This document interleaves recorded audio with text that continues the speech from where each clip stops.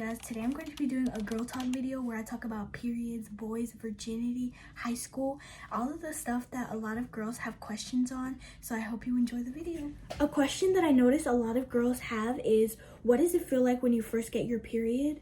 Honestly, I want to be very real. Everybody's experience with that is very unique. So just because maybe I didn't have any pain when I first started my period doesn't mean that you won't.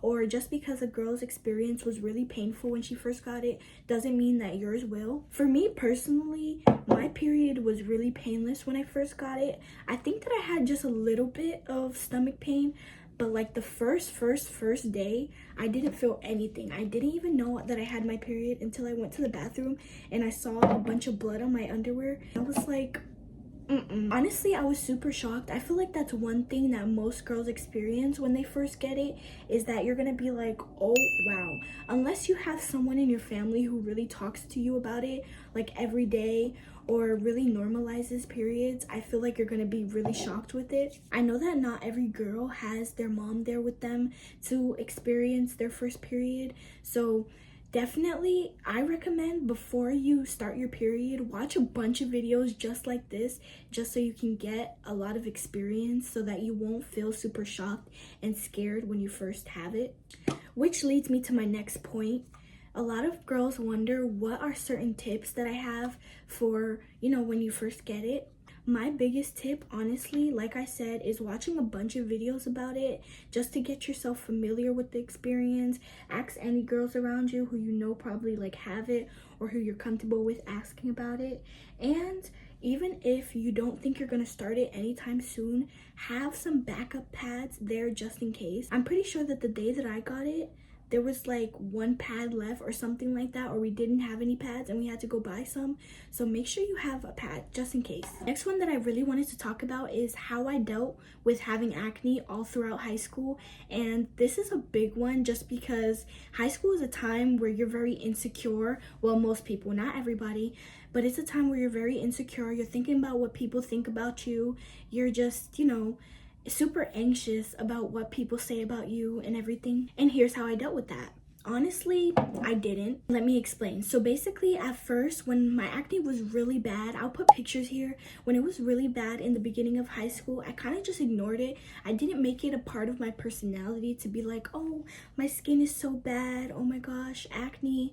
I just kind of ignored it and, tried to feel cute as much as I could, even though my face felt really uncomfortable and I had a bunch of acne. Of course, I felt super insecure, but I think my biggest tip is don't try to make it a big part of your personality. Don't be that girl when you're insecure about something to be like, oh my gosh, telling everyone that you're so insecure about it and trying to make people feel bad for you, because they will not. Instead of feeling bad for you, people will point it out more and just talk about you in general. But yes, the way that I dealt with having acne most of my high school is just by trying to ignore it. I kept doing my skincare. I kept doing things that I thought would help me with my acne. And look what happened. I'm not gonna lie though, once I cut off some really toxic people in my life, my skin got way better. And that's another one of my points, how to deal with toxic people and fake friends. Honestly, don't. What I mean is, even if they're your best friend, your boyfriend, whatever, people you hang out with all the time, if they make you feel crappy every time you're done hanging out with them, then those are not people for you, and you need to be the bigger person and make the decision for yourself to cut them off. I'm the first to admit that it's really hard to cut off people who are toxic just because you're so used to having them in your life, and it's really hard, but you have to do it. I feel like the second I cut off people who were toxic and bad for me, my whole life started changing, and I started getting more friends who I never thought I would talk to but impacted me really positively. I started making more money, which doesn't really have anything to do with it, but I felt like I became more motivated, I became happier, my skin got clearer. So make that decision for yourself, okay? I know this is a get ready with me, but I'm not really doing that much today, so I'm just gonna kind of play around with my eyebrows and my eyelashes. Next up, we have, how do you maintain good grades in high school? Honestly, my biggest tip is to just do your work. Even if it's confusing for you, still do it. I find that my grades are worse when I don't do something rather than when I do it and get a failing grade. And even if you're like, girl, my school is not like that, just use all the resources you can. For example, girl, use that ChatGPT, use what you can. You do not have to use ChatGPT to cheat. I feel like so many people think that ChatGPT is just to cheat. It's also to help you learn the material and help you grow in that subject that you probably like are bad at or something. So that's really my biggest tips. Do your work, use all the resources you can. And honestly, in high school, how I maintained my GPA was by not flunking my freshman year. I don't know how many people can agree with me on this one, but the fact that I didn't flunk my freshman year really helped me when I started getting senioritis and junioritis, to be quite honest. Because I racked up so many GPA points, I don't know if that's how you call it, but because I racked up so many, I was really good I had something to fall back on when I started to slack off. And obviously I don't recommend slacking off, but it's impossible to be at a full 100 all the time. And what also really helped me was taking as many AP classes as possible, even the classes that I felt like I would not be good at all. And for example, AP Bio, I do not like science at all, but for some reason I was recommended for AP Bio. I'm still taking it, and even if I'm not that great at it, it still boosts my GPA because it's an AP class. So I really recommend taking every AP class available to you at all times. If you don't have any AP classes available to you, don't even worry about it. Honestly, you can still be really great in school. You just have to apply yourself. How to get over a boy. That is my next topic, and this one hits very close to home. So we are going to really dive deep into this question, okay? Honestly, my biggest tip is block him on everything if you want to start the moving on process. If you're still texting him, if you're still calling him, if you're still hanging out with him, the moving on process is going to be way worse. And even if you're like, oh, I see online that there's a lot of couples who broke up and still talk to each other, those couples most definitely stopped talking for a long time and then became friends down the line. They usually don't just, be like, oh, let's break up and be friends the next day. No, it takes time and healing to be friends with your ex. So if you want to get to that point, you need to stop talking to each other. And if it's that hard, block him.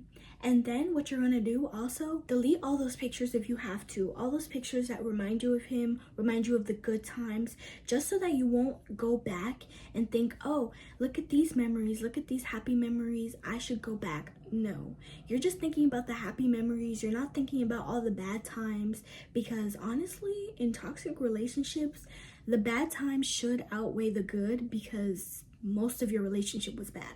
Let's be real. A little disclaimer, this is for people who are really down bad for their ex, like that really can't let go. If not, you probably shouldn't or have to do all these things.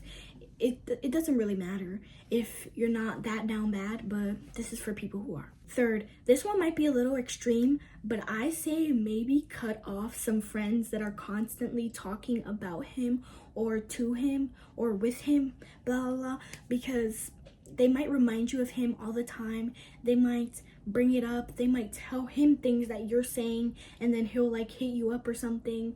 Just avoid all the trouble and cut them off. Let me know any other suggestions you guys have in the comments about that topic, because I'm not really an expert on that topic, but definitely let me know, because I really like hearing you guys' opinion, or not you guys', your opinions in the comments. One that I'm really excited to touch on is how to have the best prom of your life. Mind you, I've never been to prom, but I've been accumulating a bunch of information from all these other girls on how to have the best prom. First things first, you're gonna wanna practice your hair and makeup as best as you can before the actual day. I know that's a little hard if you're getting like a wig install or you're getting a makeup artist to do it, but I think that's best. My makeup artist already did my makeup for senior pictures, so I already know how she does makeup and I like it. If you've never done your makeup with someone, just try not to go for someone who doesn't have any reviews, honestly. Like, for example, if you've never seen how your family friend does makeup and then you want to hire them to do your makeup for prom, you might as well be better off doing your own makeup. And I know prom is not all about the makeup, but honestly, that's like one of the first steps, or that might be some of the most important parts for some people. Second of all, try to plan out your day as best as you can, because there's nothing worse than going into prom or going into the day of prom and realizing that you have nothing prepared, that you don't know what you're going to do, you don't know who you're hanging out with, you don't know who you're taking pictures with. It's just a mess. So really try to plan out your day as best as you can. Obviously, you can't control everything, but in life, sometimes there are steps that you can take to be better prepared for a situation. Third, this might be late for some people already, but try to get your dress as soon as possible, at least like 3 months before. Don't be one of those people that you see on like TikTok who's like, oh, I'm buying my dress 2 hours before prom. Don't do that. I honestly get that some people change their mind about going, but if you have even a thought that you're gonna go to prom, at least have something in place for you to wear so that you don't have to be buying your dress 2 hours before the prom and you might not find anything. Last but not least, try to have fun as much as you can. Most people only get one prom. I only get one prom. Some people get like 2 or 3, junior prom, homecoming and stuff, but try to enjoy it as much as you can. Don't let little things like, oh, my hair didn't come out properly affect your day, makeup, blah, blah, blah. Those are little things, and when you look back at it, you're gonna be like, oh, I had an attitude this whole time. I hated it. I wish that I had enjoyed it more. Just try to relax if anything goes wrong. Hopefully not. I know I said last but not least, but just one more tiny tip. Remember that even if you think something came out bad, not everyone is worrying about you. I would like to say that nobody is gonna worry about you. Some people are gonna be judgy, whatever. Those are people that don't matter. But people are also so busy thinking about themselves and how they look that they're not gonna really be paying attention to you. So don't even worry about that. Losing your virginity. That is a crazy topic. That is something that I never thought I would be talking about on this channel. But it's a girl talk, so we have to talk about everything that, the girlies talk about. Honestly, I can't really say much about this because I haven't, done any of that stuff yet. But I think wait until you really feel sure about everything. I've seen a lot of stories on here when people say, oh, I wish I waited. I wish that I didn't put myself out there. I wish that I had been a little more mature about the situation. Basically, that they all wish they waited. Think about losing your virginity and almost like how you're gonna feel afterwards before you actually do it. It shouldn't be like a spur of the moment thing. You should really think about it. Take a few days. Don't do it on the same day that you're thinking about it. Take a few days, take a few weeks, think about it. Because usually when you have that like spur of the moment idea, a few hours later, you're like, oh, I don't even know why I was thinking that. So just take your time, honestly, and wait until you're like really sure. Wait until you have no hesitation. Wait until you find someone that you're really comfortable with. That's all I'm going to say about that, just because obviously I don't really have a lot to talk about and I don't have any experience, but let me know your opinions in the comments. If you're comfortable with it, let me know your opinions, and I really would like to know. This next topic is something that's very unique to everyone, but how to deal with drama in high school. First things first, don't be that person who gets involved in other people's drama that like has nothing to do with them, because I promise you, people will try to clock your tea and you will get into unnecessary drama just for being messy. But let's talk about when the drama is actually about you. Honestly, my biggest tip is just try to ignore it as much as you can.